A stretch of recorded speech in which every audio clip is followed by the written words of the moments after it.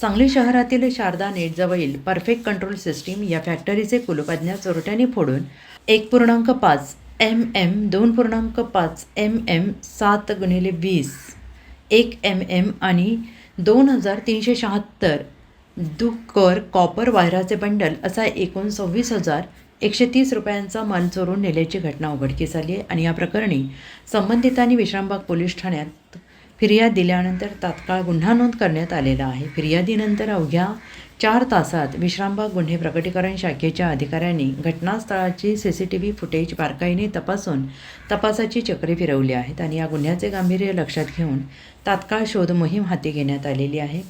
कौशल्यपूर्वक केलेल्या तपासानंतर संशयित आरोपींना अटक करण्याची मागणी करण्यात आली आहे आणि अटक करण्यात आलेली आहे। चौकशी दरम्यान त्यांनी गुन्हा केल्याची कबुली दिली।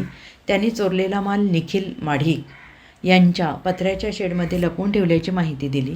2 पंचांच्या उपस्थितीत त्या ठिकाणून वायर बंडल तसेच गुन्ह्यात वापरण्यात आलेल्या 2 मोटरसायकली जप्त करण्यात आल्या।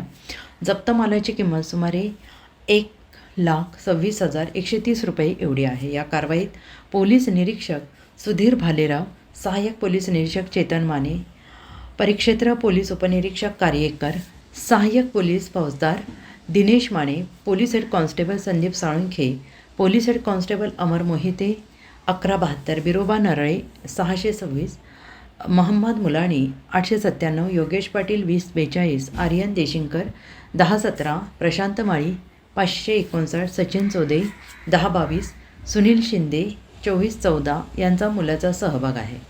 सदर गुन्ह्याचा पुढील तपास police head constable Amar Mohite 1172 करत आहेत।